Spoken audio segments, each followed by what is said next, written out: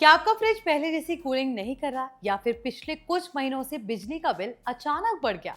अगर हाँ, तो हो सकता है दिक्कत कंप्रेसर या गैस में नहीं, बल्कि फ्रिज के पीछे लगी एक ऐसी चीज में हो जिस पर हम में से ज्यादातर लोगों का कभी ध्यान नहीं जाता।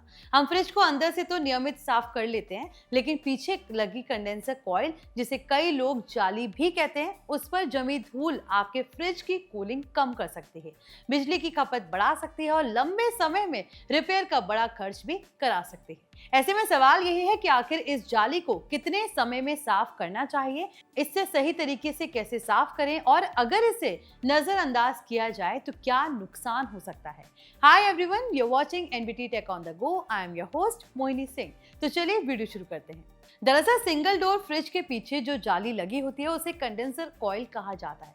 यही फ्रिज के कूलिंग सिस्टम का एक बहुत इंपॉर्टेंट हिस्सा होता है। इसका काम फ्रिज के अंदर से निकलने वाली हीट को बाहर निकालना होता है, लेकिन समय के साथ इस पर धूल, मिट्टी और कई बार पालतू जानवरों के बाल भी जम जाते हैं। जब ये जाली गंदी हो जाती है तो हीट सही तरीके से बाहर नहीं निकल पाती और फ्रिज को ठंडा रखने के लिए कंप्रेसर को पहले से ज्यादा मेहनत करनी पड़ती है। इसका सीधा असर कूलिंग परफॉर्मेंस और बिजली के बिल दोनों पर पड़ता है। अब सबसे बड़ा सवाल, आखिर इसे कितने समय में साफ करना चाहिए? एक्सपर्ट्स के अकॉर्डिंग अगर आपके घर का माहौल सामान्य है तो हर 3 से 6 महीने में कम से कम एक बार कंडेंसर कॉइल की सफाई जरूर करनी चाहिए। लेकिन अगर आपके घर में पालतू जानवर या आसपास धूल रहती है तो इसे हर 2 से 3 महीने में साफ करना बेहतर माना जाता है। नियमित सफाई से फ्रिज की कूलिंग बेहतर बनी रहती है, कंप्रेसर पर कम दबाव पड़ता है और बिजली की खपत भी कम हो सकती है।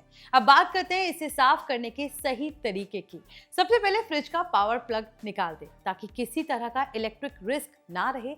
इसके बाद फ्रिज को दीवार से थोड़ा आगे खिसका लें ताकि पीछे की जाली तक आसानी से पहुंचा जा सके।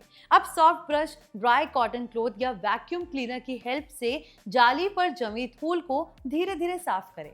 ध्यान रखें कि कॉइल को जोर से ना दबाएं और ना ही उसे मोड़ें। सबसे जरूरी बात, सफाई करते समय पानी या गीले कपड़े का इस्तेमाल बिल्कुल ना करें, क्योंकि इससे इलेक्ट्रॉनिक पार्ट्स खराब हो सकते हैं। अगर आप लंबे समय तक इस जाली की सफाई नहीं करते हैं तो नुकसान सिर्फ कूलिंग तक सीमित नहीं रहता। धूल जमा होने की वजह से कंप्रेसर को लगातार ज्यादा मेहनत करनी पड़ती है, जिससे कि बिजली की खपत बढ़ जाती है। धीरे धीरे कूलिंग कमजोर होने लगती है, फ्रिज ज्यादा देर तक चलता रहता है और ओवरहीटिंग की वजह से उसके पार्ट्स जल्दी खराब हो जाते हैं। यानी एक छोटी सी लापरवाही आगे चलकर बड़ी रिपेयर कॉस्ट में बदल सकती है। अगर आपको लग रहा है कि फ्रिज पहले से ज्यादा आवाज कर रहा है, कूलिंग कम हो गई है या बिजली का बिल लगातार बढ़ रहा है तो सबसे पहले कंडेंसर कॉइल की सफाई जरूर चेक करें। कई बार लोग सीधे मैकेनिक को बुला लेते हैं, जबकि प्रॉब्लम सिर्फ धूल जमी हुई कॉइल की होती है। इसलिए सर्विस सेंटर को कॉल करने से पहले ये आसान मेंटेनेंस जरूर चेक कर लें। एक और जरूरी बात, हर फ्रिज का डिजाइन एक जैसा नहीं होता। कई आधुनिक डबल डोर और प्रीमियम रेफ्रिजरेटर्स में कंडेंसर कॉइल खुली नहीं होती या उसे यूजर्स द्वारा साफ करने की जरूरत नहीं होती।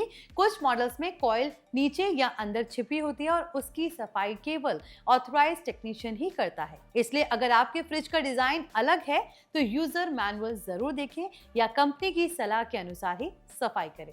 तो कुल मिलाकर देखा जाए तो फ्रिज की कंडेंसर कॉइल की नियमित सफाई एक छोटा सा मेंटेनेंस टास्क है, लेकिन इसका फायदा काफी बड़ा हो सकता है। बेहतर कूलिंग, कम बिजली का बिल, कंप्रेसर पर कम दबाव और फ्रिज की लंबी उम्र, ये सब सिर्फ कुछ मिनट की सफाई से हासिल किया जा सकता है। इसलिए अगली बार सिर्फ फ्रिज के अंदर ही नहीं, उसके पीछे भी जरूर नजर डालिए, क्योंकि कई बार असली प्रॉब्लम वहीं छिपी होती है।